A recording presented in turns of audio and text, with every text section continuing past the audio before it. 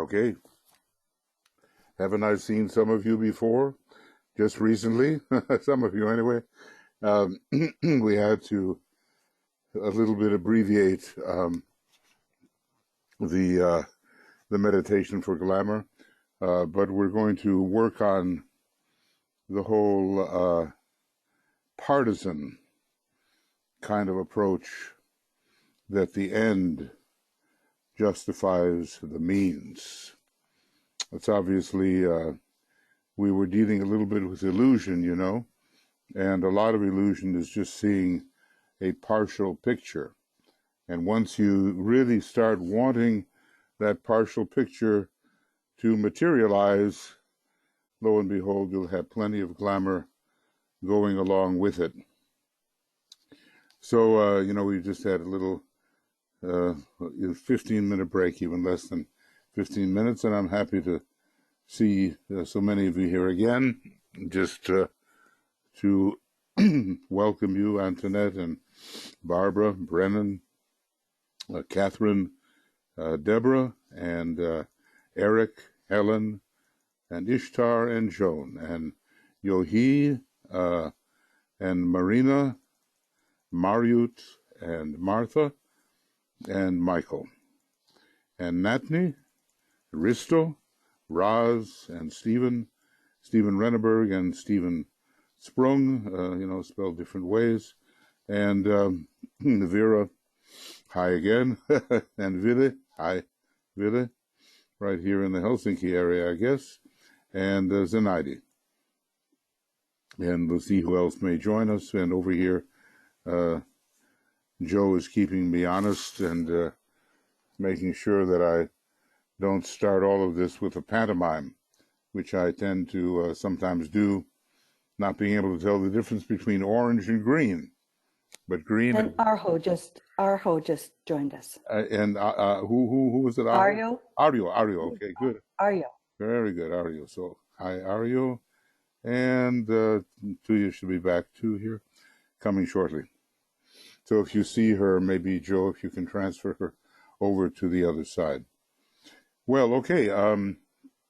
Now, when you're looking Cosmic Fire, you know, it's hard to get into this book because there's so much foundation in a way before the specifics start to be delivered by the Tibetan. But it is a book, I think, written in the spirit of meticulous entirety.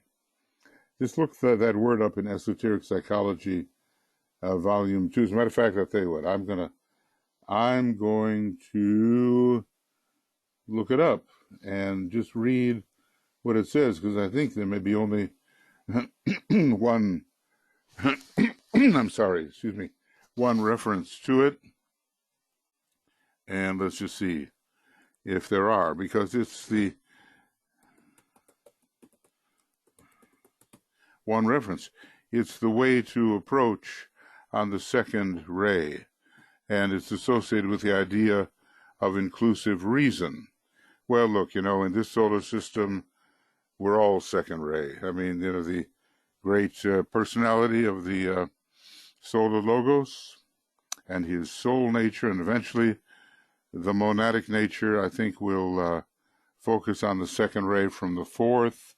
We're second ray beings in terms of the one in whom we live and move and have our being. So whatever our other rays may be, they're all to be considered sub-rays. Inclusive reason, it starts out that way, which is the theme for the initiatory meditation. Notice, this is initiatory meditation. It's a very high theme that is sounded out here by inclusive reason, which is the initiatory meditation of the second ray disciple, not aspirant, okay, produces that inherent divine capacity which enables the detail of the sensed whole to be grasped in meticulous entirety. just think of those words, are not usually put together like that. This wide yet detailed scope or universal recognition is extremely difficult for me to explain or for you to understand. The second ray has been called the ray of detailed knowledge. And where this term has been employed, the beginner has necessarily laid the emphasis upon the word detail. It might rather be called, excuse me, the ray of detailed unity, or the ray of the divine pattern, or of beauty in relationship. It involves, on the part of the disciple, a very high point of synthetic comprehension. I think it's a marvelous little paragraph, page 393 and 394 in Esoteric Psychology 2. It goes on, and it has some great sentences here, and but I'll let you read that yourself if you are interested. And the interesting thing is, of course, this book is written in a way on the third ray and on the first ray. But to really, really understand it in the way the Tibetan, the second ray soul, almost inevitably has written it, the meticulous entirety approach of the second ray is needed, okay? So there are three different kinds, maybe even 7, of second ray souls, and one is the Buddha-like simplicity of the first ray and the Christ-like love of the second ray, second sub-ray, and then meticulous entirety comes in under the third sub-ray of the second ray, and I do believe that's the one that the Tibetan really represents, and that when we're studying with him, we can gather a sense of this detailed unity and divine pattern and meticulous entirety from his words. I've been at it for 50 years here, I guess. I'm trying to think about, just about 50 reading the Tibetan. And it's just, I don't know what I would have done if I couldn't have been reading the Tibetan for the majority of my life. It's been really orienting and given me a path into the ageless wisdom. Now, maybe for some people, the path will be different according to their rays, okay? The fourth ray path is very different, maybe, or the fifth ray. You don't find too many fifth ray souls. You don't find maybe even too many fourth ray souls in the Tibetan's work, because they have maybe a different path. That for some people, it's kind of interesting, the fourth ray changes from the soul ray to the second ray soul, fourth ray soul to second. For some people, the fourth ray remains the same and does not change as the soul ray. There's all these laws and rules about change, but suffice it to say, we are being educated through the 7 rays, and as we discussed in the glamour work just past, the ideas coming from the Buddhic plane and beyond about glamour and about the different rays. We're being educated in that way.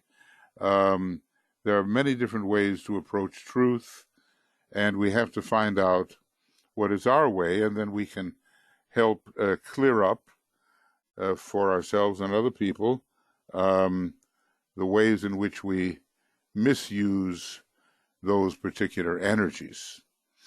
So, we have a big responsibility, and, I was just saying we have these impeachment investigations going on right now, and the two great second-ray soul groupings, the United States and the United Kingdom, are obviously under attack from the selfish forces. So in a way, we're fighting for democracy, democracy being a great second-ray method of government, and that battle is on. And during these last 5 years or so of the forerunner, I think the battle will be especially intense and will determine what might happen after the fateful year 2025, when the great conclave is going to be occurring. So no matter what you think you know or don't know, you can be used profitably by the powers of good that wish to see the divine plan expressed. So get that into your consciousness. It doesn't make any difference how much you know. You will always learn more and more and more. But how you use what you do know, that does make a difference, okay? So we'll do our best to be informed and to work subjectively. And if you're one of those people that's joining the glamour group, the dissipation of glamour group, we are working on this partisanship idea, and so long as your side wins, the end justifies the means, and that's not a holistic and inclusive way of operating. And if only we could get a few politicians really thinking in these broader terms instead of being so incredibly partisan. I think within the United Nations, with its many fourth-ray souls, considering we're disciples on the fourth-ray soul, there are not so many just yet, maybe found working, they understand that, and they understand the welfare of the whole, and the new group of world servers also is ruled by the fourth ray. And I suppose this is my opportunity to say this is our fourth conference at the, I think it's our fourth conference, yes.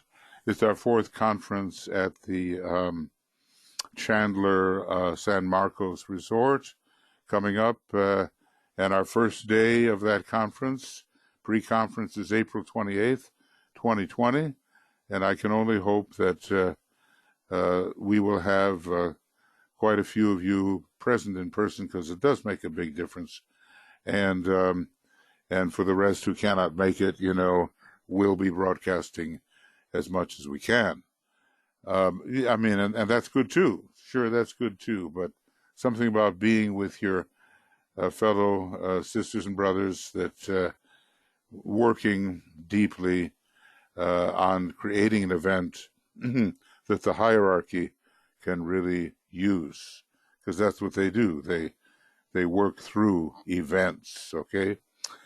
All right. Now, if I a little rough in the voice here, I've been talking for a couple hours here, maybe too much, but, I'll do my best. Now, we just want to look at this map, This is the biggest map we've got, I think, at least, and it takes us up to the levels where we can see the monadic structure of the of such great beings as the solar logos, and even possibly greater beings like the logos of the Great Bear coming out of this little triangle.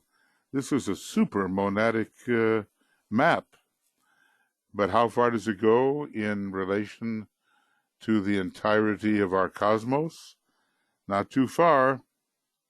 I don't think it gets out of the galaxy, and we know how many billions of galaxies there are. Well, maybe we don't know exactly, but we know it's a very huge number.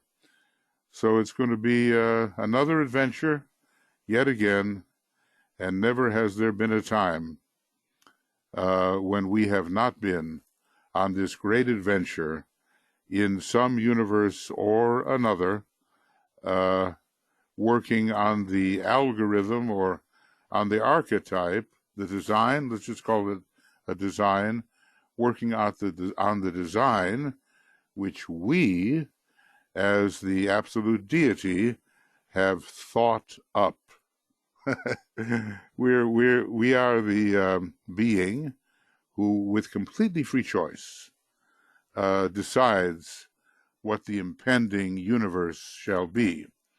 And if we complain about things, we might as well complain about ourselves, because when that decision was being made, we were the one, and I don't mean little we, little emanated we as the larger being were the one that was making that decision. And now we have to live through that and enjoy the trip and somehow work out the artistic project that we have set for ourselves in this particular universe.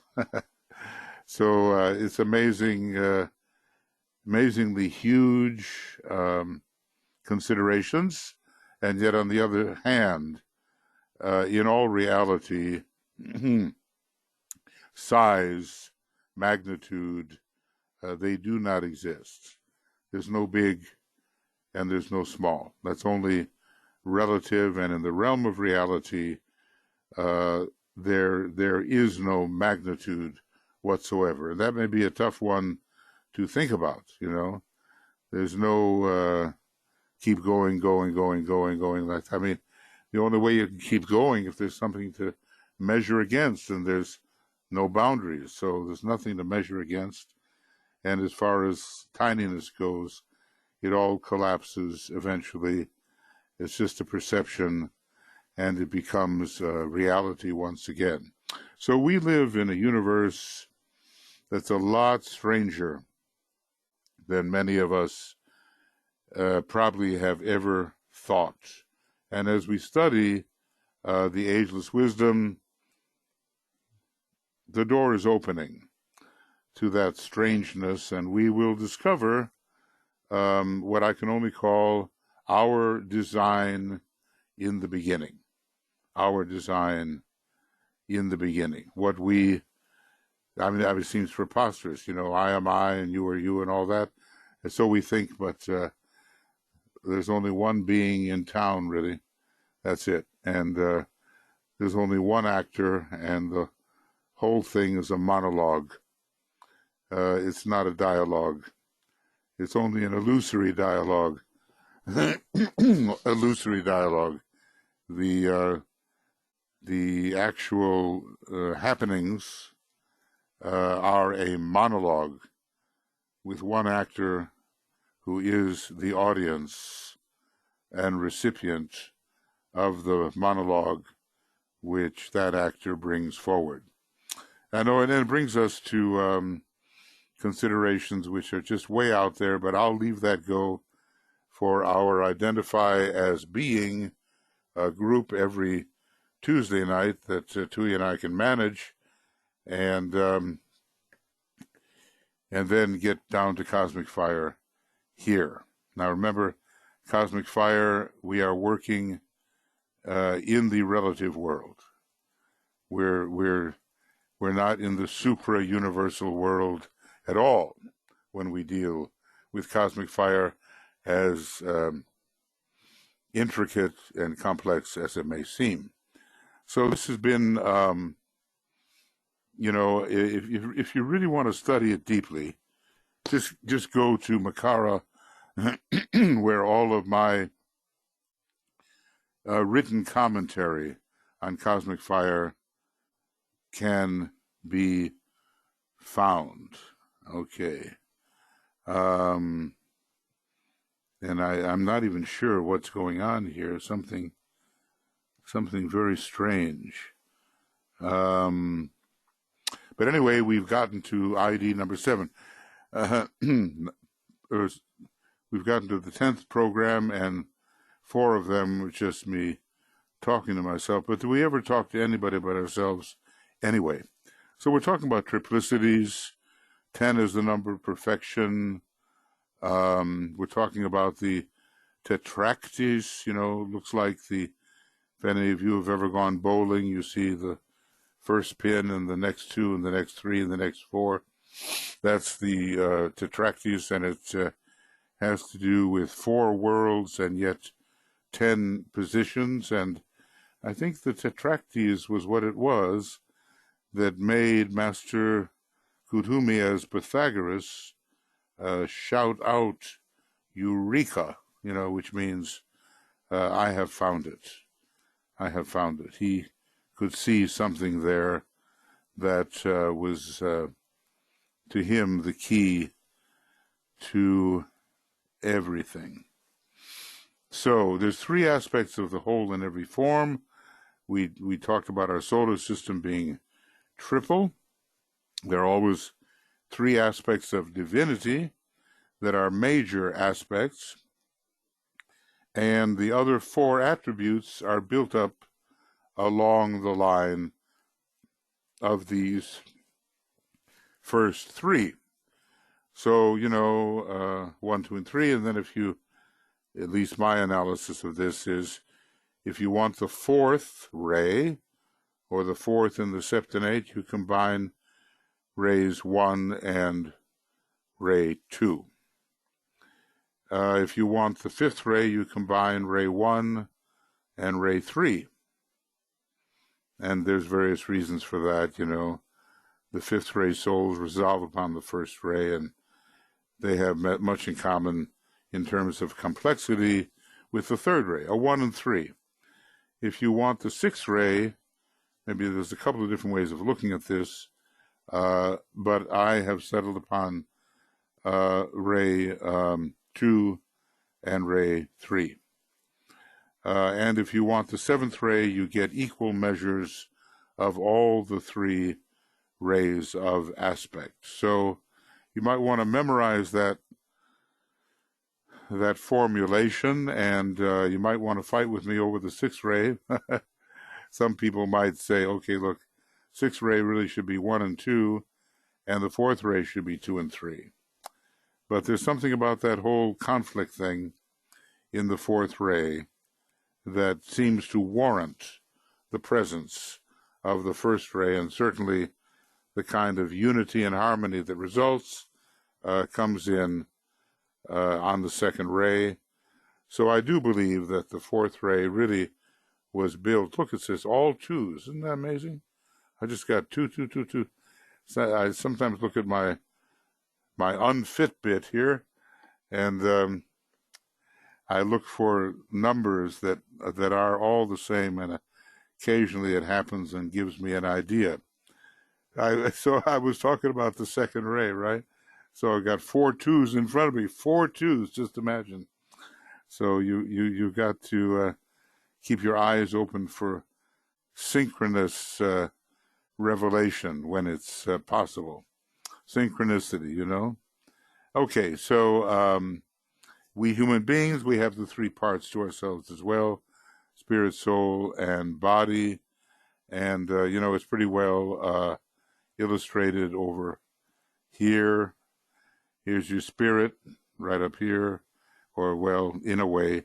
And here's your soul right here. And all of this is really personality or body. Personality is the body type. So always look for 3 aspects, and always, when you're even looking at the physical nature, the head is the spirit, the torso is the soul, and the arms and legs and hands and feet, they are the body aspect. Okay. Everything is worked out numerologically, I would say, quite well, by the powers that be.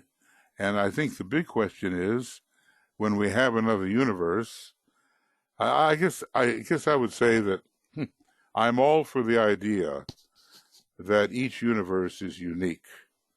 I don't know unique in what sense, but the principle of unrepeatability in detail seems to be operating. And I think Master Moria deals with this principle of unrepeatability. In a way, the fact that there are universes forever cyclically does show repeatability, but in detail, I believe we're dealing with something new, something archetypally new each time it comes around. Now you say, well, how can you do that? Because it's been going on forever. But don't forget, you have absolute infinitude to draw on. And if you sit down and you want to really drive yourself crazy, then just start to think about not just any old infinity, as I've said, like an infinity of apples or infinity of oranges, but think about absolute infinity, and it won't be long before you have to stop thinking about it, you know. But it's really very interesting, and if you get the idea that that's what you really are, then it gets even more interesting. All right, so I know I'm introducing some far-out ideas here. It doesn't mean they haven't been thought. Obviously, they have been thought. But still, maybe we have not entertained these ideas so much, and maybe we're locked into a conventional, concrete mind view of what we are and what the universe is, and we want to get rid of those views. Like Einstein said, what is common sense? He was looking at the negative side of common sense. He was saying, well, it's the accumulation of all prejudices up to the year 17, or did he say 18? So, you know, he was basically saying, look, you're not looking close enough. If I drop something and it falls, why is that? You know, that's a lesson in gravity, even if it's just a tiny little thing. What is this? And the true scientist is alert to these ordinary movements and events that other people, they just pass over it. Don't worry about it, you know. But the true scientist will say, wait, something's going on here, and really look into it. All right, so we were here, and the third thing is that the atom of the scientist is also triple, being composed of a positive nucleus, negative electrons, and the totality of the outer manifestation of the two. Well, the shells maybe, but you know, it's a bit of a different view, and so much work has been done on the atom, and I don't know whether the neutron was discovered by that time, but these days, when you look at an atom, is incredibly complex, and we are into all kinds of particle physics, and we're into subatomic particles, and who knows how small it gets, you know. Now, what the theosophists say, like Leadbeater and Besant, who did a lot of research in occult chemistry, but not beyond the cosmic physical plane. Matter of fact, they didn't even bring that up. They would say it all ends with what's called the bubble in the koilon, Koilon, and there's something like I forget if it's millions or billions, okay, but it's 14 million or 14 billion, maybe million is correct, bubbles in the koilon in the etheric atom. Now, you know, where is an etheric atom found? Here. It's found on the top level of the physical plane, at least the permanent atom that is responsible for the growth of the physical nature. So something like 14 million here. I think it's million.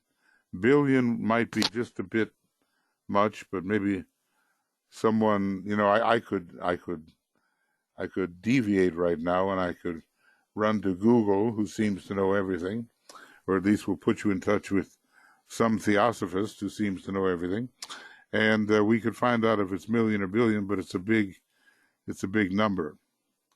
And then these atoms, as you rise, get smaller and smaller, or less and less complex, till you're left with the ultimate atom, a kind of a permanent atom for the entire cosmic physical plane, and some have said that is associated with Saturn, the sort of permanent atom from the cosmic perspective of the entire cosmic physical plane. But the number of those bubbles in the koilon keep on reducing as the atoms simplify as you rise through the subplanes. And we have not been given information on that, though, I'm just so tempted, because after all, this is a book on cosmic fire, so it makes you want to kind of get into it and figure what it's all about. And here's Google. Does Google know bubble in the koilon? I don't know how we're going to do on this, whether we're going to get anything or not. Whoop, I put it in the wrong place. That won't work. It's got to be over here. Bubble in the koilon. And we say, well, what are we doing studying chemistry like this? But everything counts, and it's Charles Leadbeater. And what we might want to look at is they're like little holes. They are absentations. They are, I don't know. Here's some of the pictures of what they are, and so forth. I'm not going to go into the research of it right now, but if you have the book called First Principles of Theosophy, you're going to find out that these more about these bubbles. And it's written by a guy that was the head of the Theosophical Society back in the 20s, and I think his name is Jinnarajadasi, and it's called First Principles of Theosophy. So, there may be a relationship here between black holes and also ways of transitioning from one plane to another. Suffice it to say, we have to ask whether, when we get onto the cosmic, let me get rid of that here. When we get onto the cosmic astral plane, is it atomic in nature? Is the cosmic mental plane atomic, and so forth and so forth? How long does this divisibility last? And is it made, if there are such things as ever simpler atoms on the entire cosmic, supercosmic planes, because here's the cosmic physical, cosmic astral, cosmic mental, how big are those atoms, and are they composed of bubbles in the koilon? In other words, is there some kind of divisibility to the bubble in the koilon? So this is a complex subject, and if you are of the scientific fifth ray bent of mind, you may want to get into it. Right now, I'm not going to get into it, except to mention that the atoms get simpler and simpler as you rise. Now, I copied this, I suppose. This is not DK right here, and it's not me either, really. But but let's say that you can read this if you want to, and there'll be plenty in the Wikipedia on these matters. So basically what I did also was I came to page 4 and 5 where we are, and this is this can cause a long discussion. I'm just going to sort of read it out and then go back to my own comments on it. The three aspects of every form are interrelated and susceptible of intercourse because A, energy, whatever it is in motion and circulates. So right away, I think what you see is that maybe we should not call the absoluteness energy per se, because in the absolute, as the absolute, in the absolute as the absolute, as the otherness of the absolute, there is no motion, because motion requires division, and division requires boundedness, and this is the boundless, immutable principle. There's no motion. So this goes back to Parmenides and those Greek philosophers who tried to make that particular point.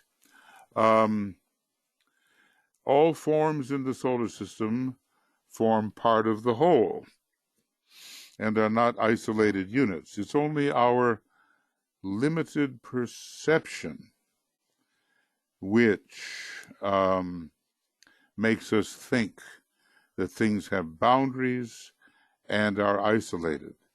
If anything less than the absolute deity perceives anything at all, there's always going to be boundaries. But the absolute deity above the universe is capable of perceiving the one homogeneity, the utterness of sameness. What can I call it? The utterness of sameness. So let me get to that point, and I kind of want to, let's see where we are here. I wrote a lot about this stuff, but we just have to see whether it's worth, I'm not going to go over it all. If you're really interested, you can get into it, and then you can ask me questions about it. And if I still remember what I'm talking about, then we can talk about things. Okay, so I'm going to say here, note the term, and I'll do it this way, the utterness of sameness. Now, if you meditate on that, you're going to begin to see that this is another way of describing the boundless, immutable principle, that first thing, that first and only thing, which is forever and which we are. So, trying to make it go a little faster, but probably not going to succeed. I think my son told me that if I kept going at this rate, it would be 23 years before we finished. And I think that's kind of a modest proposal. Okay. So the wholeness of things. Now, I don't know how much you feel like an isolated being and unique and separate, or how much you feel not only that you are part of the wholeness, but are the wholeness itself. Now, someone like the Christ, he knew, being Neptune as he was Vishnu Neptune, symbolically, he knew that he was the wholeness itself. And the closer we come to being able to understand that, using your creative imagination, of course, and waiting for the arrival in a split and unexpected second of a revelatory wholeness which infuception gives. It's instantaneous. It's almost like you can't make it happen, but you can set up the circumstances so it's more likely to happen. Okay, so all this about wholeness and that we are not isolated units. See, that's where all the unhappiness comes from. And the Church, Catholic Church, had a pretty good idea about how to keep people in line in the old days, And they threatened, if you disobeyed, and there were so many things to obey, they threatened excommunication. Now that would remove you from the community of Christ, and that would remove you from the wholeness, right?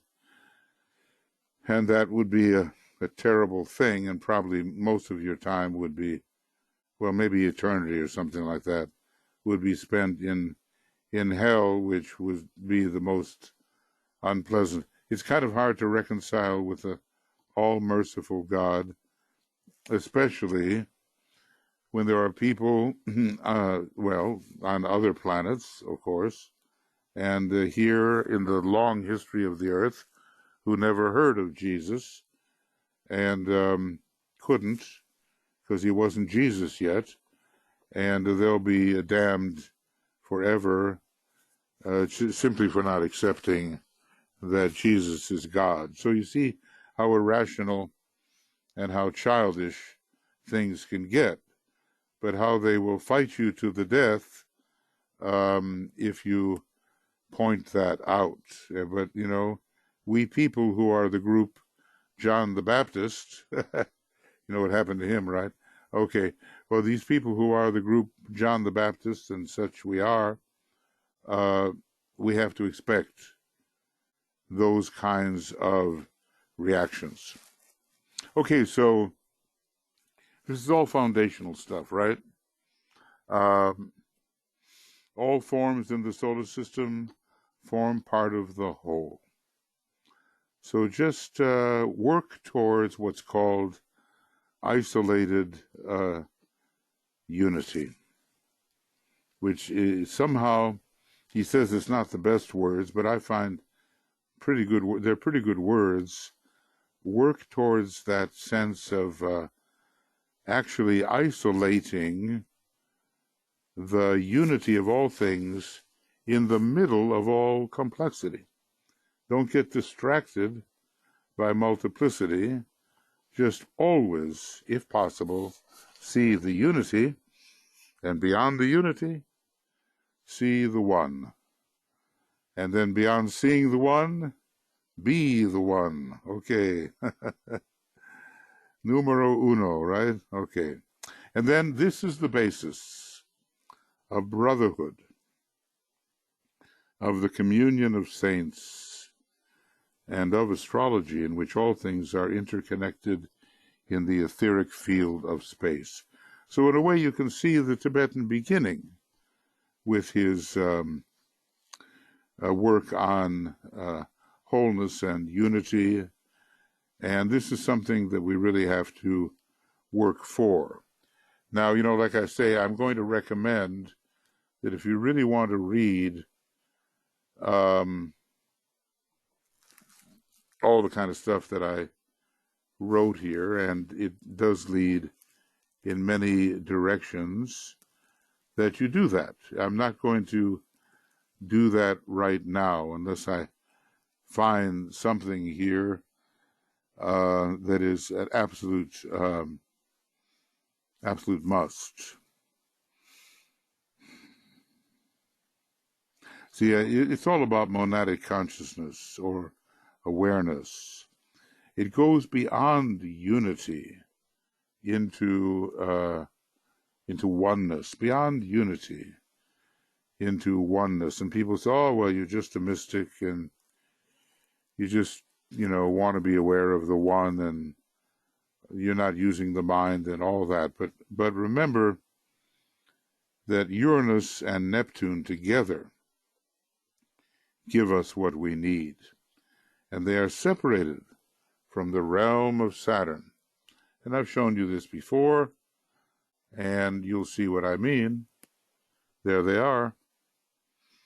Here's the realm of Saturn where everything is concrete. And this, could be called, by some, the esoteric Saturn. Other theoreticians have an idea that there's another planet that should be called the esoteric Saturn. Right now it's, I think they call it Sigma because it's, I don't doubt that such a planet exists.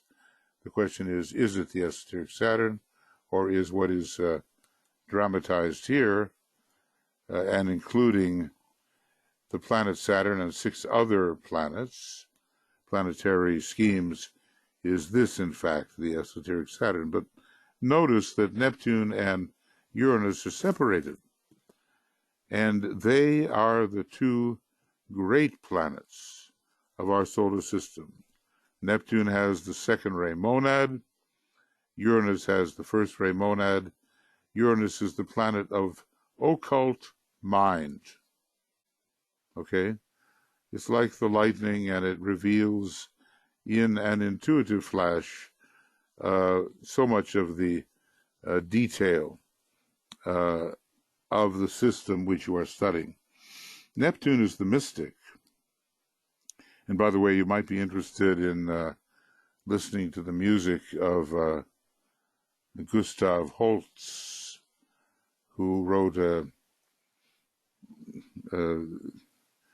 evocative piece called The Planets, and he really caught something. I think he was a Virgo, a Swedish man, but who was an Englishman, and I think he was writing back in the 1930s.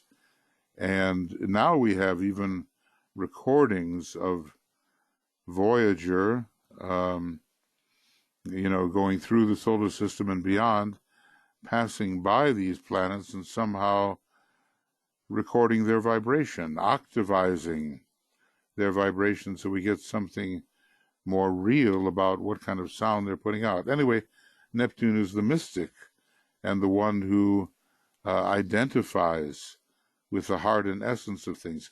And you need both. You need both. At the risk of being repetitious, you need both. You need this incredible occult mind and will of first ray monad Uranus, and you need this incredible divine emerging unitive love in Neptune. So don't make yourself choose only one of those.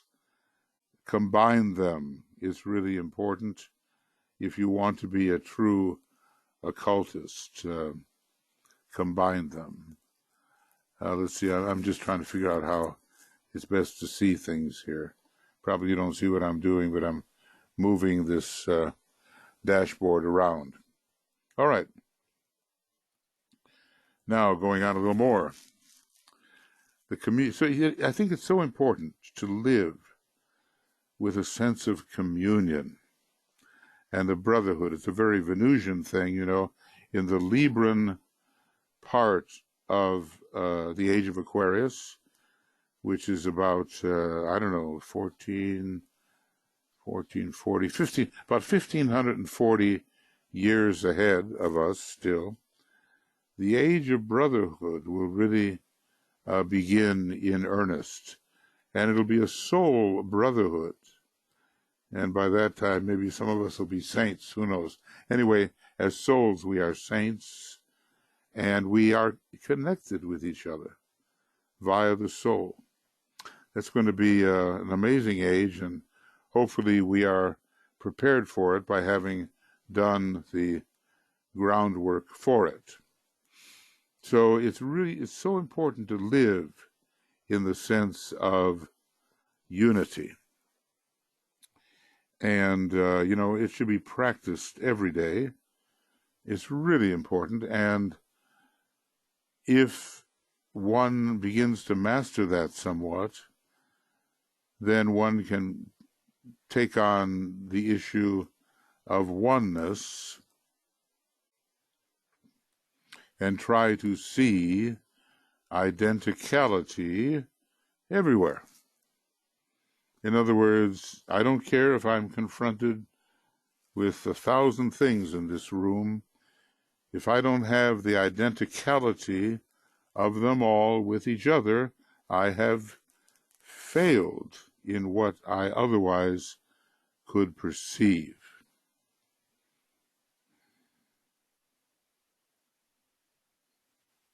And it's a very subtle thing, of course, and it comes upon you maybe at moments that you don't expect, and on the other hand, you can try very hard, and really assert your will, and it just remains stubbornly invisible. So these three aspects of God, the solar logos, okay, now notice that.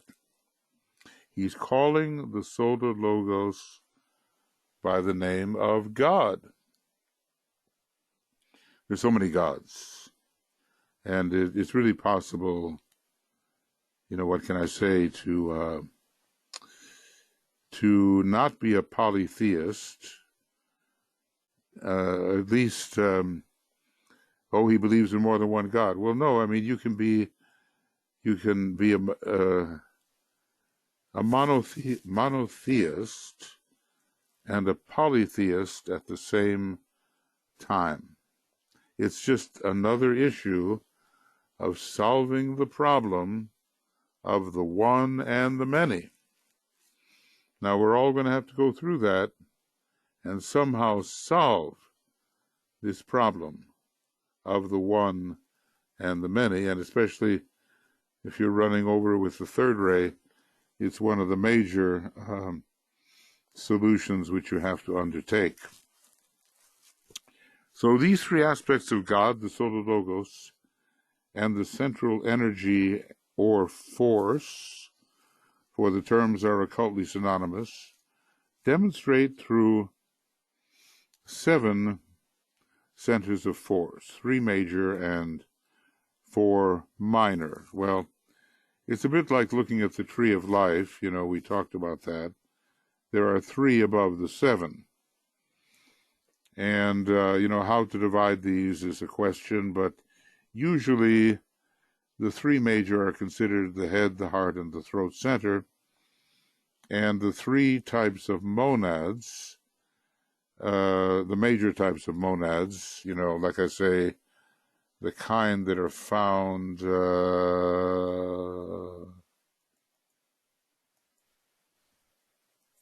up here on the logoic plane. These major types of monads anchor themselves in that way. The first ray anchors in the head, the second ray anchors in the heart, and the third ray anchors in the throat. But remember, I have proposed, not that but, my theory, anyway, proposed that there are 2 monadic rays, just the way there are 2 soul rays and maybe more. And you don't find out what your major monadic ray is until you are within the range of the Father, the Son, and the Holy Ghost. We've been told that the Buddha's monadic ray is the 3rd. And it doesn't take much thinking to realize that one of the monadic rays of the Christ is the 2nd. But let's just say some of you may have become confused when DK tells us there's only 3 types of monadic rays, and here are the 7 of them, 1 through 7. 7 monadic rays on the monadic plane, and only 3 types of monadic rays on the logoic plane.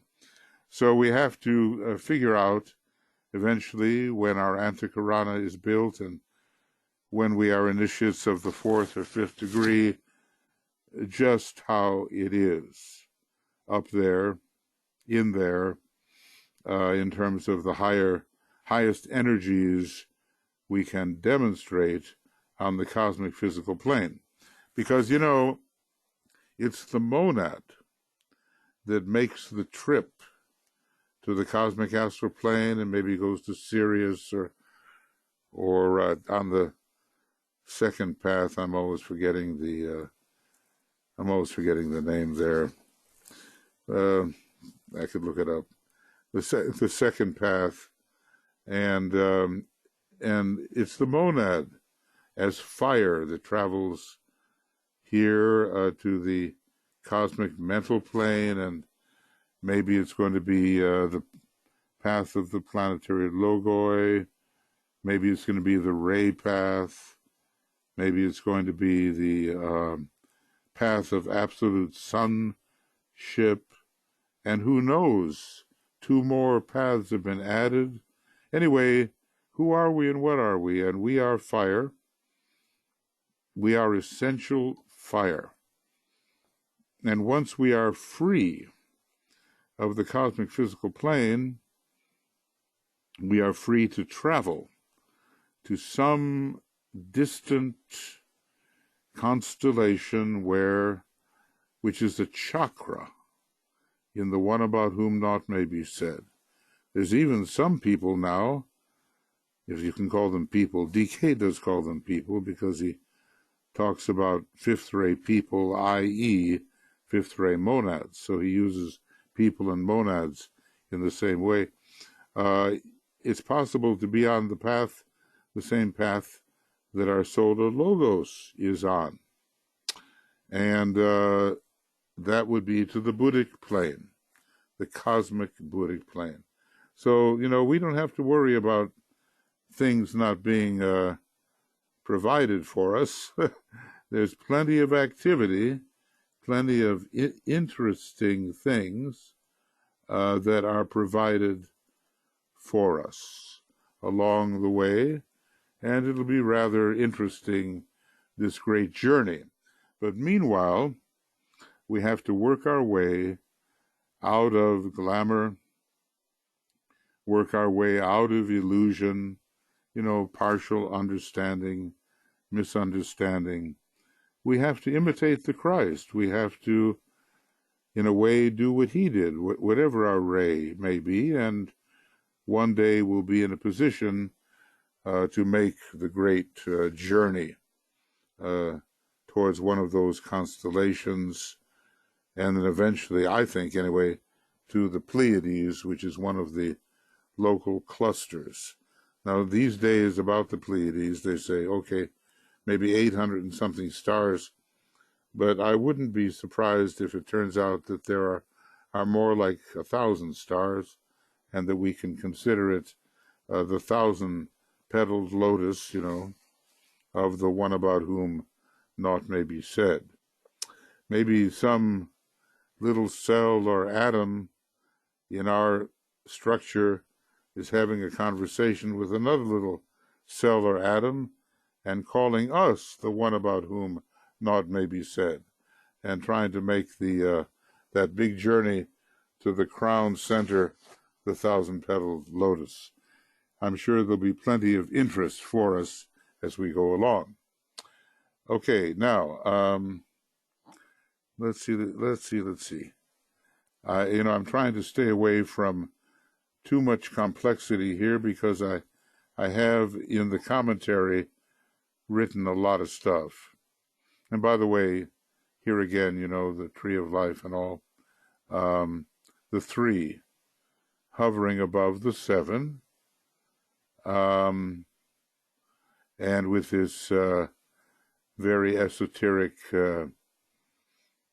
evocation that some people believe exists in another position that some people have connected with Pluto and so forth. Who knows if that's true?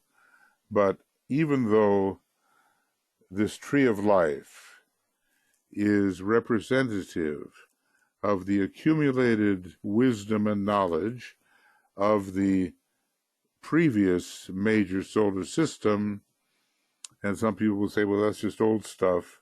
I would say, no, you can learn quite a bit from the old stuff. And that's why, of course, Blavatsky includes it, and I think the Tibetan's quite an expert in it. I'm going to pause pretty soon and have you ask questions and so forth, or state what you want to say. So anyway, the three aspects of God, the solar logos, and the central energy or force, because, you know, in the old days, our little solar system used to be sometimes called a universe. Very strange, you know, before the big discoveries about galaxies were emerging. The terms are occultly synonymous. Demonstrate through 7 centers of force. 3 demonstrate through 7, and I just showed you the tree of life, where that is the case. Forget Da'ath here in the middle.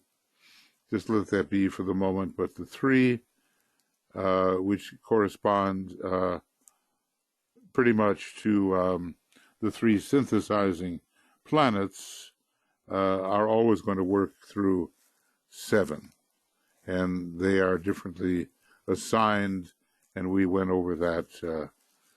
We went over that last time. People give different planetary assignments to the different Sephiroth, as they're called. And I think the only one that's accurate right here is Saturn.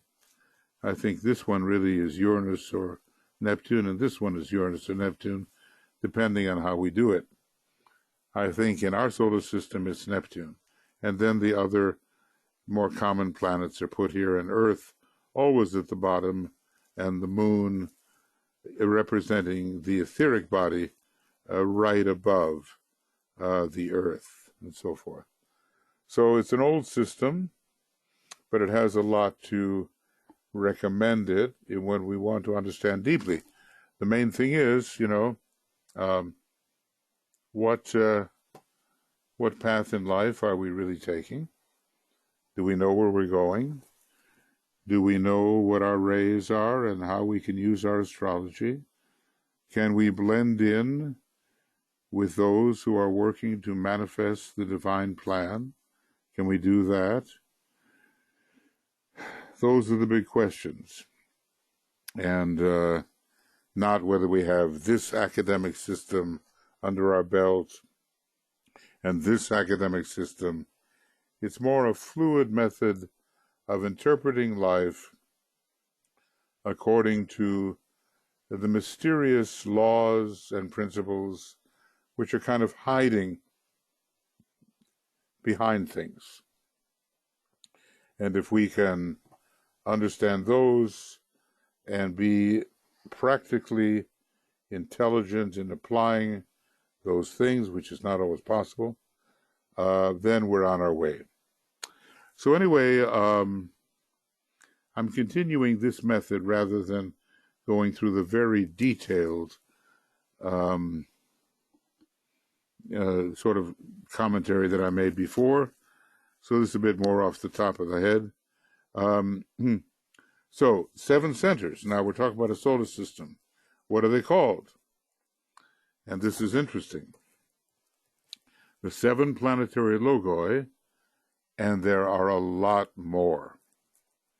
Way out there, and little ones coming into manifestation, and those that are dying and going out of manifestation. Always there are a lot of lesser players in any solar system. And if you look at the cosmic logos, you know, our sun is a big heart center there, but it's a major chakra. there's a bunch of little stars and undeveloped stars, or stars that are coming in, stars that are dying, a lot of secondary stars. But we're talking about the 7 major. That's what we're talking about. So inside our solar system, there are 7 centers of logoic force. Now, did they come from the sun per se? Did they come from the solar logos? Were they already incorporated in the solar logos? I think there's a reason to say yes, and maybe some reasons to say no. So look, we have 7 major chakras, right? And a lot of others. Maybe read Melvin Artley's 1,000 Points of Light.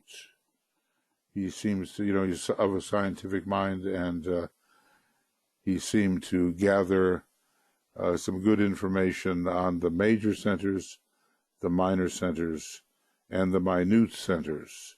And there's lots of them. Somewhere in Esoteric Healing, he gives about 21 minor centers, the eyes, maybe the mouth, the nose, the ears, quite a bit right there in the head, and on and on. So there's more to it than 7, but let's get our idea of 7 pretty clear. The 7 centers of logoic force, they're called the 7 planetary logoi. They're also called the 7 spirits before the throne. Well, maybe every throne has 7 spirits. I keep on thinking that there's, beyond our solar system, there's a cosmic logos, and the spirits that are before the throne of the cosmic logos are actually suns. They're actually solar logoi instead of planets. Now, you go to our sun, and the certain planets line up and they say, we are the spirits before the throne. But if you go to a larger being, those spirits are going to manifest as suns. And if you go to a still larger being, here, I've showed you this before. Let's see, what page am I on? Page 4 or 5. If we go to 293 of this book,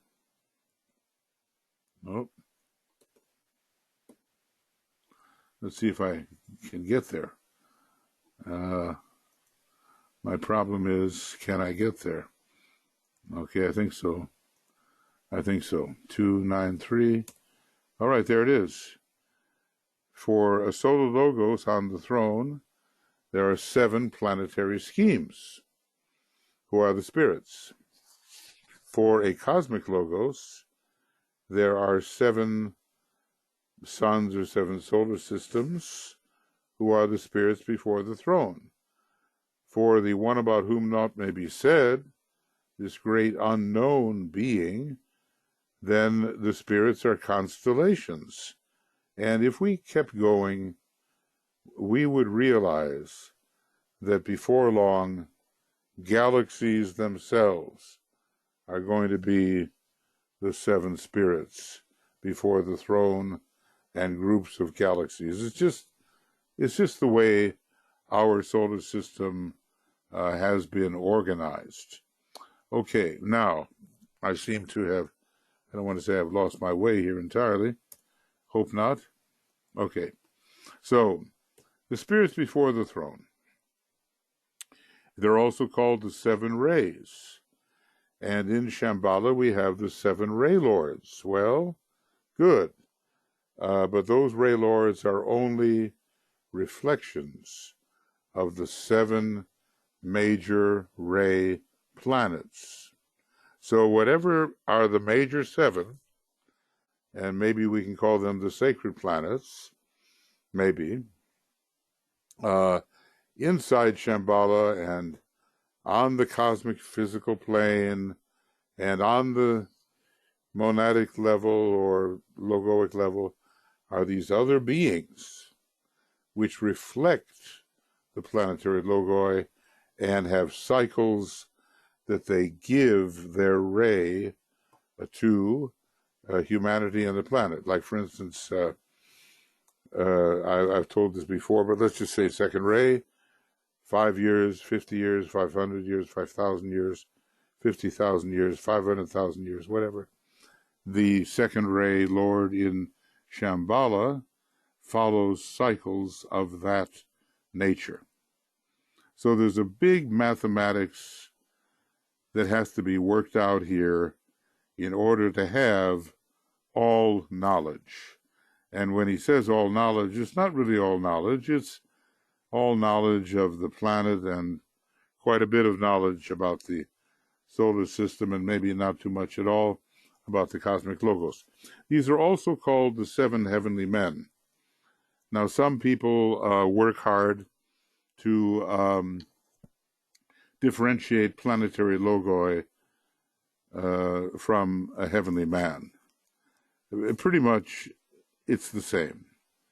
We might say, there's more soul emphasis in the heavenly man and more monadic emphasis in the planetary logoi, but I've seen the Tibetan just use these terms interchangeably.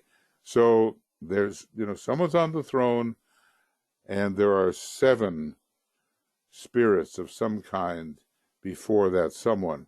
And maybe above that 7, there's a 3 as well. Now, when you look here at this map, take a look.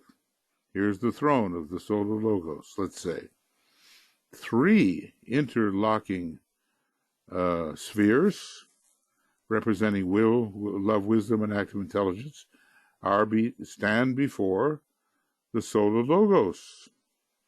And then come the 7, who are the 7 spirits before the throne. And these represent different planets. Now you get down here, and it's a little more complex, but again, the 3 are present, and we probably out of this can derive the proper 7, and somehow they're down here. So the numbers are always working out pretty accurately, pretty similarly, no matter what level you're on.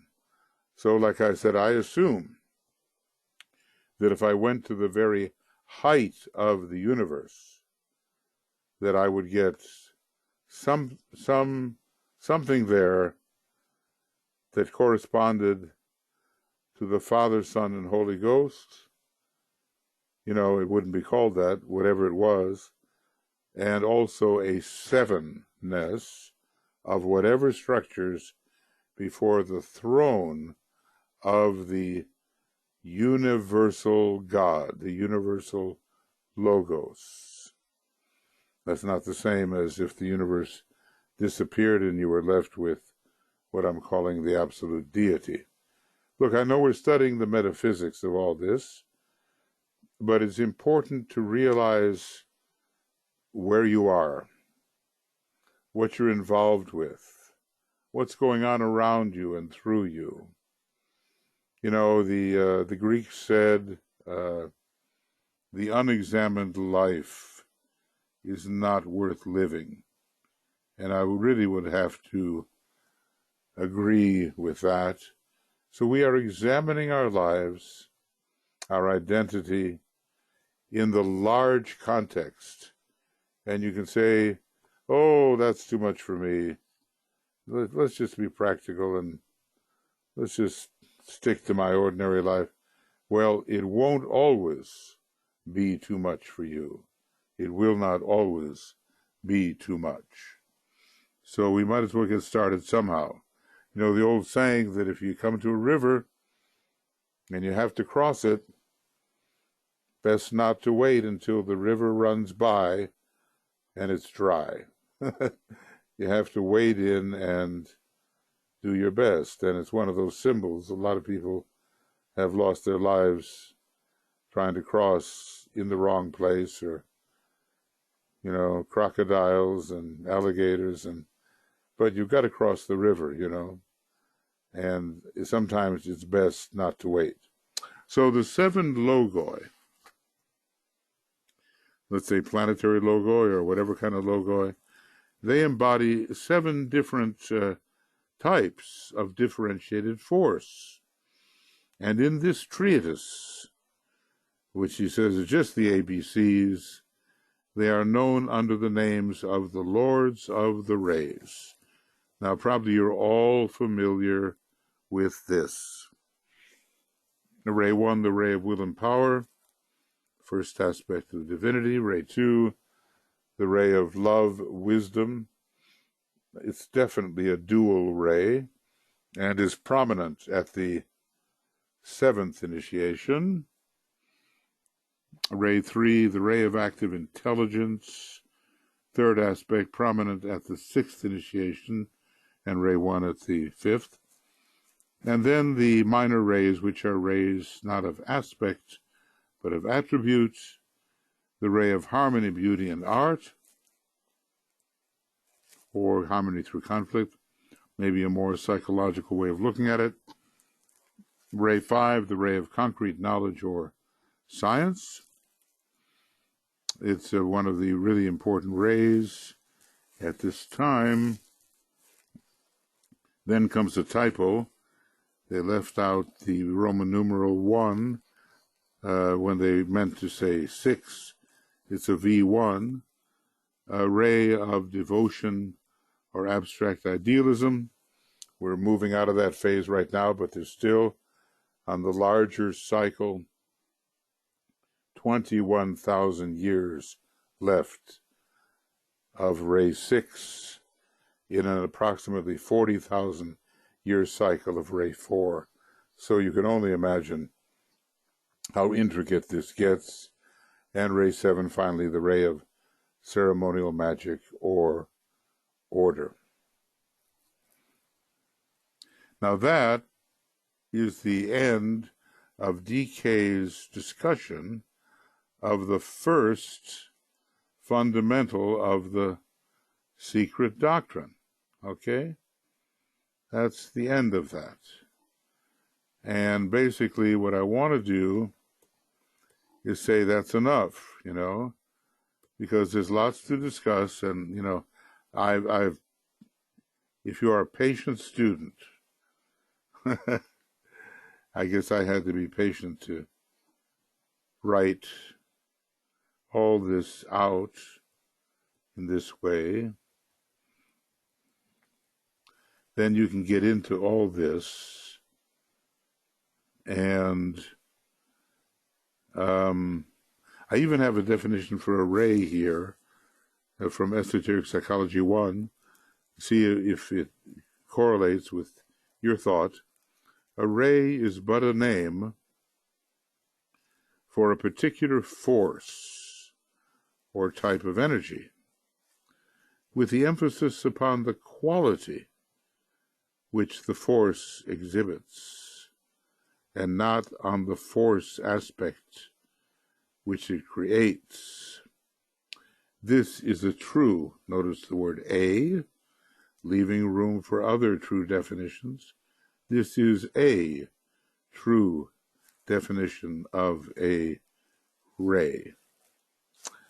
So I've written a little bit about all this, and including the contrast here between, believe it or not, ray 3 called the magician and ray 7 called the ritualist. He seems to differentiate. So what I'm going to do is bring this down, and this was number 10, and so this is the end of number 10, and it's actually, I guess it's number 10, or is it 11? Maybe it's 11. I'll figure it out and send it to you. And this is November. So our day here today is the 15th of November, 2019, and it's the group webinar is number 6. And now the next time, gosh, I don't know if it's 11 or 12, but I'm just, one way to do it, and do it very quickly, is here. Number 9, ATO FD, FID, and looks like this is 10. I think so. Well, anyway, someone will straighten me out if there's a problem. So I'll get this one to you. It'll be number 10, I believe. And the next one will be 11. And it'll be group webinar number 7. And it will be the, goodness, something's wrong here. Oh, well, don't allow me to take your time. It'll be on the 22nd of November, and we are still on page, have we switched pages? Yes, we have. We're on page 5. Yes, you're correct on your numbers, Michael. Is it correct now? 10, yeah, and it is page 6. Okay, very And I good. put the link to the Makara commentary, the text, in the chat box for anyone who wants to go into the detail. Yeah, commit commentary suicide here. Okay, number 7, 11, and we're on page 5 and 6. That's good. Okay. So what I'll do is a mixture of reading the commentary when something really stands out to me, and mostly, if I can, in a more casual way, say what comes to mind from the book itself. And that way, instead of taking 23 years, as my son tells me it will, maybe it will only take 10 years or something like that. Okay. All righty. Now, so it's your turn. And for thoughts that may have occurred to you, now we're going to get into this, the law of periodicity, and right there is a big problem, because the second fundamental of the secret doctrine seems to contradict the first fundamental of the secret doctrine. That's not the case, however, with the third and the second. But there's a division there that causes paradox. How do you have immutability, which means changelessness, and perpetual motion or change at the same time? And, you know, for myself, I've just worked it out that one is in the realm of reality and the other is in the realm of relativity, which is essentially illusory. Essentially illusory, though practically very necessary. Okay. So, do you have anything you would like to discuss of the things we've been going through? And got something here from Deborah. William Gray. Yes. Okay. The Ladder of Lights. She's recommending from the Kabbalah. Kabbalah is spelled in so many different ways, sometimes with double B's, sometimes single B's, sometimes with K, sometimes with C. The Ladder of Lights, or the Talking Tree, and the Tarot and the Paths. Yes, he has, says Deborah, the correct attributions of the Tarot to the Paths, and mostly you're going to have the major arcana there, supported by the minor arcana, determining the way to move from position to position on this tree of life, presumably eventually reaching the realm of the top, Kether, where we're going to recognize what we really are. So thank you, Deborah, for recommending that. You know, our lives are relatively short, and you have to, I wonder, is he the numerologist? I read a few books by a Kabbalistic numerologist. I can't remember whether the last name was Gray, but anyway, very interesting numerology in relation to the Kabbalistic system of numbering. There are so many systems. You have to learn what works for you, what gives you the greatest revelation and understanding and sense of progress. You have to do it that way and be very persistent about it. You know, it's only after a while that you can tell whether you've been persistent. Like I say, I've been studying these books since 1971. It's almost 50 years. And the Secret Doctrine before that. So when I look at it, there have been times of less intense study, times of more intense study, but basically persistent. And that is the way you will extract from the offered wisdom of the ageless wisdom the main principles at least. You may not know everything, and nobody will. And Master DK will present so many things that we cannot really absorb yet, okay? However, the time will come when you realize that maybe you know enough to go on yourself. And as he says, climb the mountain of vision yourself.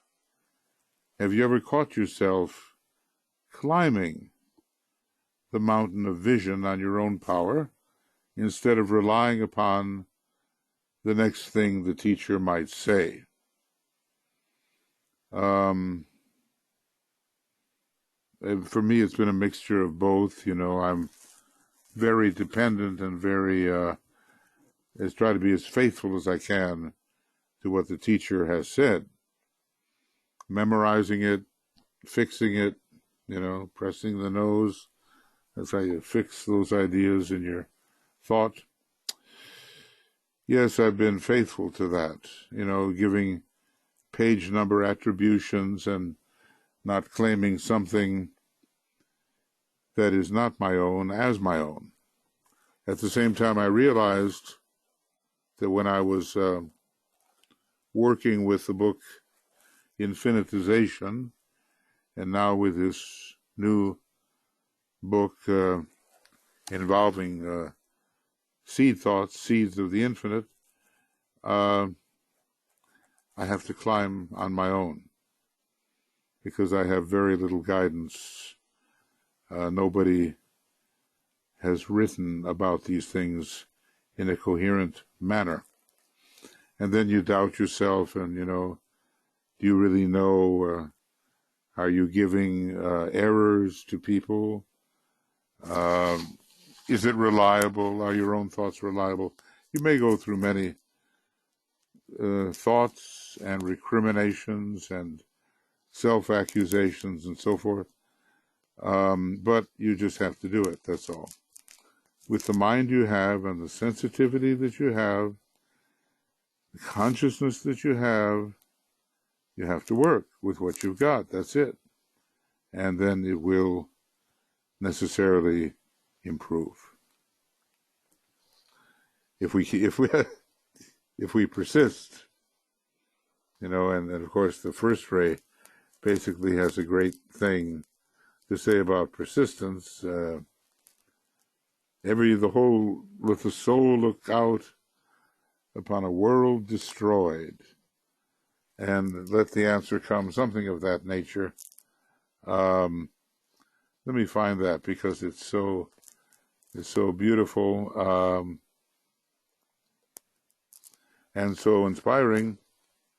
I still persist. I hope so. And, oh, there it is. Let the forces come together. Let them mount to the high place. It's going to be in the head, really. And from that lofty eminence, let the soul look out upon a world destroyed. Then let the word go forth, I still persist. And it's kind of interesting, sometimes there are editing issues in these books. And this particular group of 7 paragraphs or mantrams must be mentioned 5 or 6 times. And sometimes it says, I will persist. And sometimes it says, I still persist. And I find, of course, I still persist much more powerful than the kind of promise, yeah, I'll get around to it, I will persist. So you just don't know which is the correct one or why they seem to contradict each other. I use the one, I still persist. Okay, so anyway, that's what it takes with your studies. You can only imagine Master D.K., who was a great scholar even back in early Buddhist times, and maybe a significant scholar back in Pythagorean times. You can only imagine the number of books that he's read until, as I sometimes joke, now he's got a Shambhala library card and he can get in there anytime he wants to. What shall I say? As long as he returns the books on time, or maybe he has to read within the realm of the cosmic ethers. I don't know how that all works, but he oftentimes says, I'm quoting a book from the library of Shambhala or something of that nature. Okay, is there any, let's see what else, Deborah. So Deborah had something to say. Anything else on the ageless wisdom that you may care to be talking about? Because remember, this particular book, Cosmic Fire, seems to contain the seed of just about everything that we can imagine. But then as soon as the 3rd installment comes out in another 5 years or so, we'll say, hey, there's a lot we haven't imagined. And I'm really looking forward to it, whether in this body or the next. Lots of study to do.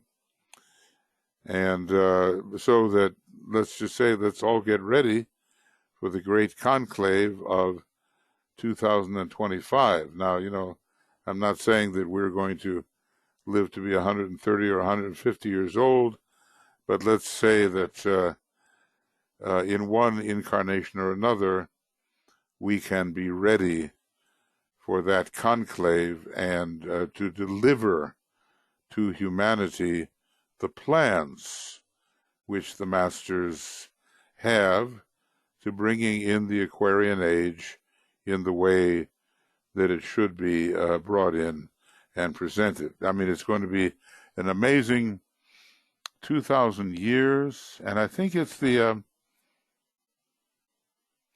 I don't know where I got this, but the 7th time that the 7th ray has appeared, combining with the rulership of an equinoctial age, a precessional age by Aquarius. So, Aquarius rules it can rule the big, maybe it can rule the big 25,000-year age, or maybe the smaller age of 2,500, roughly.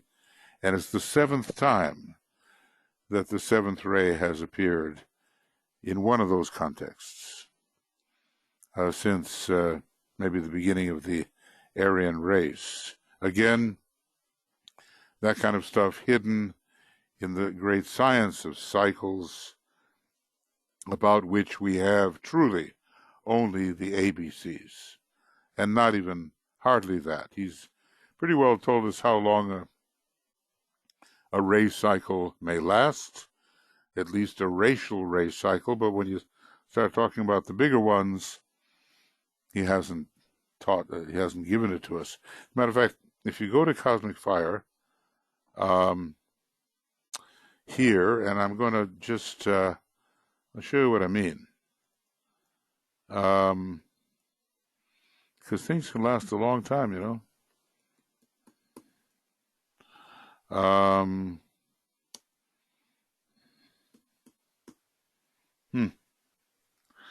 A treatise on cosmic fire. Okay, I think I'm kind of I see how he does it. Okay, this is what he does. He puts the comma there. Well, let's go to the one that says 9,000, because there's only one, and here it is. And it's just a little bit in Cosmic Fire about cycles. Don't worry, we'll get there, page 1039. Smaller cycles, 100 years or so, lesser impulses. There is a 1,000-year cycle of greater moment. There are vaster cycles of 2,500 years, I'd say related to the fourth ray, of 7,000 years related to the seventh ray, of 9,000 years related to the third ray, of 15,000 years related to the sixth ray. Because he breaks the sixth ray down into 150-year periods. Well, there's your numbers. 150 is maybe 1,000 times less than 15,000. Nevertheless, they are related. And he could go on with this as well. And many others which only advanced initiates know of or can follow. See, to know of such a cycle is one thing, and to really follow it is another. These cycles, note this, they can break in upon any of the lesser impulses and can be seen appearing unexpectedly as far as average man's knowledge is concerned. And yet, they are but the returning impulses set in cyclic motion perhaps thousands of years ago. And I don't know why he even puts the word perhaps in there. It's pretty obviously thousands of years ago. So the planetary logos has a great timing that goes on with everything that logos does. And hidden here and there, or as the Tibetan would say,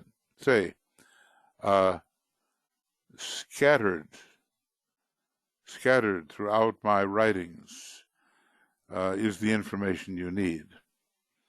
But it's scattered, and you have to pull it together.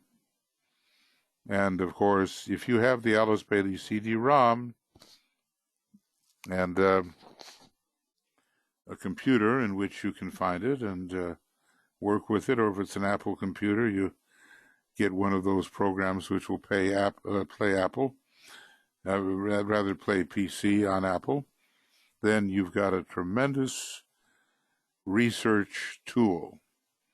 A lot better than the old days of flipping through that index at the back of the book and just, waiting forever till you could find what you're looking for. Okay, now, I'm looking for anybody that wants to ask anything or say anything or state anything, to ask or to wait. Am I seeing something? Am I seeing?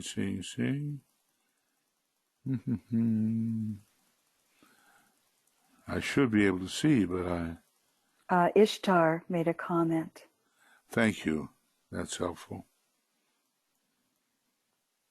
Okay, so you say, Ishtar, I like the comment about God/infinite creator is monotheistic and polytheism. I mean, you've really got both at the same time, and basically Ishtar, the issue is emanation.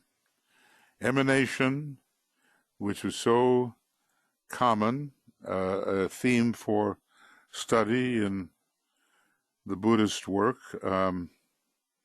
is the reason that you can have monotheism and polytheism at the same time, because the one doesn't just create the many, the one becomes the many. So the identity is the same. All of your gods of polytheism are simply the one monotheistic God. And you go on to say the many in the one are the archetypal gods. That's right. In the one God. That's right. So, as we begin to climb the ladder, we're going to find ourselves being reacquainted with these archetypal gods. The God is St. Paul came along and he even said to a human being, he says, "Know ye not that ye are gods?" Basically, a monad is a god. And somewhere there's an essay in the Secret Doctrine. She has essays scattered here and there, and it's going to say something like, I can't remember exactly, but gods, monads, and atoms. And it's her point of view on the relationship between them all. Just remember that you essentially are a monad. You are the one. And pretty soon you'll realize, and I will too, on a good day, that you're the only one. There is none other. In the world of illusion, you can have another. In the world of reality, there is no other.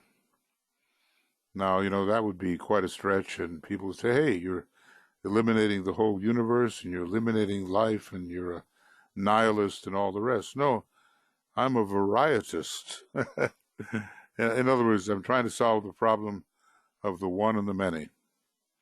And I do it mostly through emanation, because the one becomes the many without ever losing its oneness. Now, in terms of conventional religion, and there was a series last night too, you were showing it to me. It looked really interesting late at night, about people who have come back from the dead, as it were. They died and they came back, and they had experiences. The near-death experience is an interesting thing, and it is studied by it is studied by people who are serious. And these people were really and truly dead by the standard of what dead is. But the etheric body hovers close, and the right electrical impulse can bring it right back in, and lo and behold, you're suddenly alive. Well, this woman, she was, it looked like the childbirth was successful, but then she started terrible bleeding, and they couldn't do anything about it, and she just died. And then you saw the pictures, and she was wandering in the beautiful forest with others, wearing white. Everything was lovely. And for a while she did. And I'm not exactly sure how she came back, but she did. She came back. She woke up. Maybe, sometimes people hear a voice that says, hey, it's not your time. I mean, it's all very pretty here, and I know you want to stay, but it's not your time. And they have to regretfully go back. Well, anyway, she went back. And then it had the picture of the real lady who had done, not just the actors who were showing this. She was a wide-eyed, sixth ray, very religious person. And, where were you? they asked her, and she says, well, I know I was in heaven with God, you know. This is going to be the way she interprets this. And it was so meaningful to her, you know, and she had lost someone very dear, and maybe it was a child even, I don't know. This experience had given her new confidence about the state of that person who had been lost, and basically strengthened her. So she knew she was in heaven, she knew she was with God, and all the rest, and according to your mental development and your theme of thinking about reality, so will be your interpretation of these inner experiences. People like ourselves, if that happened to us, we might wonder upon what subplane of the astral plane we had gravitated towards. That might be more our way of thinking. And it's going to be a bit of a long time before a lot of people are ready to take on occultism. DK said it could be a long time before your average individual is ready to deal with real occultism. It's just too mental, and it's not satisfying to, well, really the solar plexus or the heart, you know, not satisfying. But the day will come. So I thought that was very interesting, and within a couple of 100 years, you know, the fear of death, the Tibetan says, will be eliminated, and, you know, it'll be because of all the scientific proofs, not only about survival, but about the, let's see, what is it? About reincarnation. Not just survival, but the reincarnation aspect.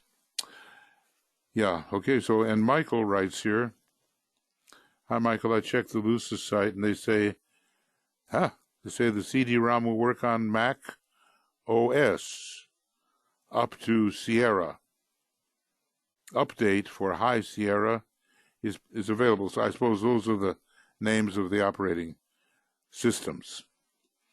But not supported on Mac OS Catalina, the latest one.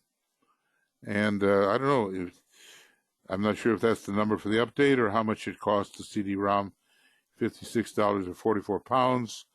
Not sure. But if I were you folks, I would copy there what Michael has said. Joanne, can you get what Michael has said into the Yes, I'll put it in the chat box. chat box? Thank you, Michael. That's a very helpful piece of information. I couldn't imagine, you know, living my life right now without that CD-ROM. You know, whenever I change computers, the first thing I am concerned about is, does the Alice Bailey CD-ROM work on this computer, and how does it work, and so forth. And have I lost, I used to be able to type in certain things, and now I can't do that. You know, pretty well stays just the way it is, but I can underline things, and that's something at least. I mean, at least to highlight things. So, okay, so just go to the chat box and copy what Michael Poitras has given us, and you know, just get your Alice Bailey CD-ROM. That's all I can say. Michael Yeah. Robbins, let me just also tell people, I just saw a comment from Ishtar that she can't upgrade for her Mac. BL prepared for us, and it's available if you let me know. She put all of the books in Word documents for those of us who are on Mac, and it's very helpful. We can get that to you. Just contact me or BL directly, and we'll send that to you. Okay, and that's good. The only thing it won't have, of course, is the ability to write words out of sequence. See, like in the Agni Yoga books, again, right. If you write two words together, they better be together on the text. But in the Alice Bailey work, if they're on the same page, they'll show up. Or even 3 or 4 words on the same page will show up. So that's a good offer there, Joe. But if For those of us who have Macs, the search capacity is actually pretty good. It's not as good as a CD-ROM, but I have both, and I use the Word documents just as much as I use a CD-ROM. Well, that's encouraging. And if anybody knows what I mean, then just buy a new computer. Okay, I'm sorry I said that, but that's what I mean. Make sure that somehow you can access that CD-ROM. Of course, you got to access the teaching, but the CD-ROM just, I don't know, 100 times faster than many things, certainly 100 times faster than an index. Okay, and 44-pound CD-ROM is working on, what is this, name of deserts or something here? Catalina and... It's the operating system now on some Macs, Mojave. Mojave, yeah. Okay, 44 pounds. Boy, things have gone down. I used to have to pay $150 to get the CD-ROM. Yeah, okay. So let's, do that, because you will find your studies greatly enhanced. And Stephen, on PC search, I think if you star with quotation, 2-word search using bottom left search field. Stephen is very good at things computer-esque, and so give it a try what he's saying here. Now, are these things being copied so people can, because you probably can't copy off of the, or can you? I don't think so. So I'm trying to put them in the chat box. I just put Stevens in. Good, thank you very much. Okay, thank you. But obviously, if you've got 5 words and you don't know where they belong, but those 5 words are on that page, the present CD-ROM functioning fully is very useful. So, I don't know how many of us intend to become what I call real students of the Tibetan. I think maybe we have 5.5 years to prove it. I would do it. I would do it. Remember that Alice Bailey dedicated her cosmic fire to H.B. Blavatsky. Why? Because Blavatsky had written The Secret Doctrine, and Alice Bailey had read The Secret Doctrine. So she had the foundation, right? So let's absorb as much of the ageless wisdom as we possibly can now. Many of you are, a lot younger than I am, and you're going to be in a position quite quickly to help to recognize the third installment when it comes forward. And when that installment comes forward, it's going to be awfully good to have as much of the Alice Bailey teaching, as they say, under your belts, as may be possible for you. And the world is going to need that information. And they're going to be happy when you're able to give that to them, So do your best to absorb what the great teacher has given us. Yeah. Okay. Okay, well, now Stephen's saying, watch out here. Quotation produces inconsistent results. Okay, Stephen, look, if you have the best way and the final way, get it to Joe, okay? Just write to Joe, and Joe, maybe put your email address in there. And Stephen's been very good in correspondence on the PIP. And by the way, I want to tell you all, that as you may know, that PIP 3 is now available, and you can personal identity profile number 3. You can have it on your computer free of charge. You can distribute it free of charge. We're just trying trying to get as many people have a good handle on their rays as may be possible. And the chances are we'll be working pretty soon, if I can convince the people to do it, on the Terra test, transpersonal astroradiological analysis.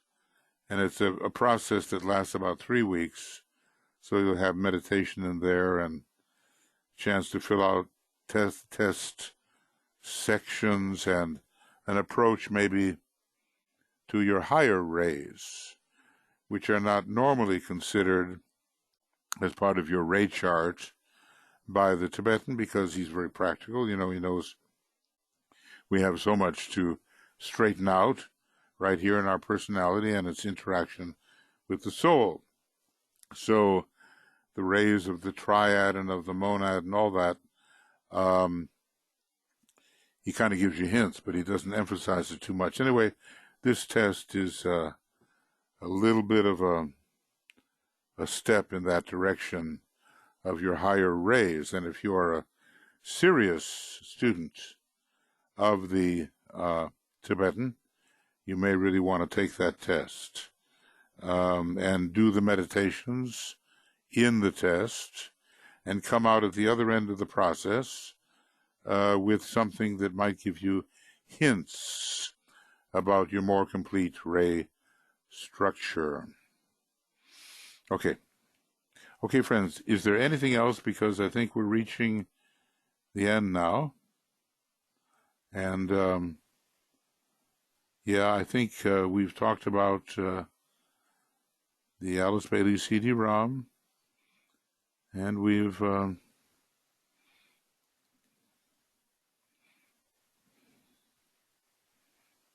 talked a lot about that. Monotheism and polytheism, and something on the Kabbalah. The main thing, imitate the master. Well, why would I say that? Master Moria says an interesting thing. He says there was a very courageous monk back in medieval times called Thomas à Kempis. Probably, there's information about him. He was in medieval times, and he wrote this book. I was always attracted to it without knowing much about it at all. And I remember I used to live out in the country, and a bookmobile would come by.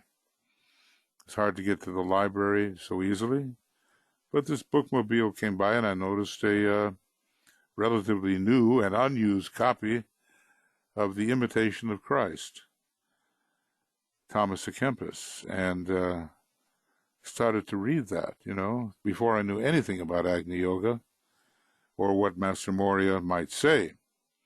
And he said, well, it was a very heroic expression by Thomas à Kempis, because he recommended the imitation of Christ and not the worship of Christ. You know what I mean? You can get stuck in this worship thing, and you don't have to do a thing. You just have to worship, and not translate it into your thought and action. A whole lot easier, really, and leading to many glamours, unfortunately. So I'm not, if you have The Imitation of Christ, good. It is probably wonderful to read again. It's been a while for me. But knowing more about occultism, I think you could really read that with great benefit. I think you could. And that's what I say. We're not going to worship Master DK, are we? But we might imitate what he has done in terms of being what's called the most learned of all the masters. Now, I mean, when I say masters, I mean in the present crop of masters. Obviously, there have been those that have gone before and so forth, but they call him the most learned of all the masters, and especially in the realm of astrology, rheology, and the creative hierarchies. So let's do as he has done. Study in depth. If you have those blue books sitting on your shelf and they haven't been open for a while, it's time to open them again and get into the subjects and start putting those subjects together so you know something about how the world is put together. And I think that none of us who do that will regret that. So I just leave it to you to see whether that's your cup of tea or not. For myself, I don't know if I've always been a bookworm or whatever. When I found, I went to, it's so funny, how there's been a battle in the early days between what Alice Bailey wrote and what was written by Theosophy. And I went to Wheaton, Illinois. I'd just been on a trip to see The Magic Flute, which was Mozart's Masonic opera. And I said, I've got to go to Wheaton. It's on the way. And I think the name of the big layout there is called Olcott or something like that. Went into the library. I couldn't. The Alice Bailey books were so high on the shelf, I couldn't even reach them. I had to get some kind of thing to step on in order to reach the Alice Bailey books. They were put safely out of the way, I thought. Well, I'd say that's one way to deal with it. If you don't like it, just make it unreachable. But it's the kind of thing where about 4 books pretty well fell off the shelf and got me started on this, after The Secret Doctrine and so forth. And I just, I said, well, look, this all rings true. This is really good. And this is something that has to be learned. Now, maybe you feel that way about the Alice Bailey books, too, and about what the Tibetan has written and offered. And if you do,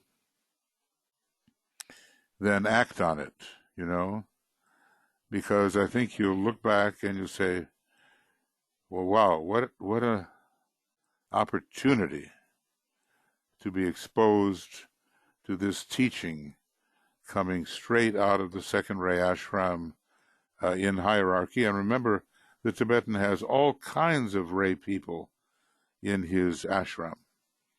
All the rays are under his training. He's not the highest master, he's a training master, and we don't know when he'll take the 6th initiation. Some people say he has, but he's taken the 5th. He's a master.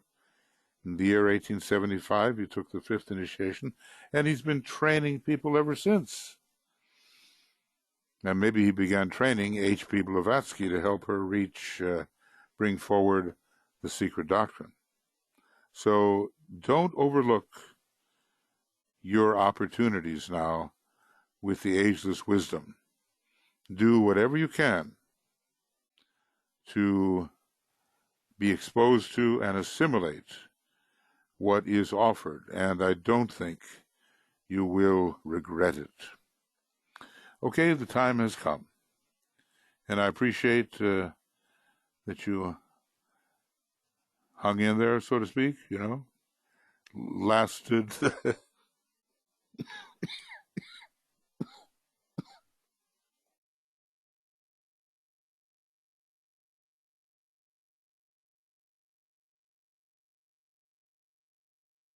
Well, I think it's a good thing I was muted. Had one of those great little coughing fits that I love so much. But just want to express my appreciation for you. And tomorrow we will continue. It's going to be an evening presentation. It'll be a broadcast, probably from Tuya or, if necessary, by me. And it'll be on the Soul of Nations, which we really better begin to think about here, because a lot of them are acting like personalities, and then on Sunday attracting money for hierarchical purposes. So I'll. Oh, is that you, Joe? Yes, I had put a question in for you about the faculty one. If you just answer that for me after the folks leave, it would be helpful. Okay. Alrighty. Yeah, well, the faculty of the Moria Federation has its webinars also. So I'm not going to sign off entirely, but I'll say goodbye to all of you. I'll just hang on here for a minute to talk to Joe about some other matters, and maybe see you tomorrow night at 6 p.m. GMT for the Soul of Nations meditation. And we'll see you now. All the best to everybody. Bye-bye.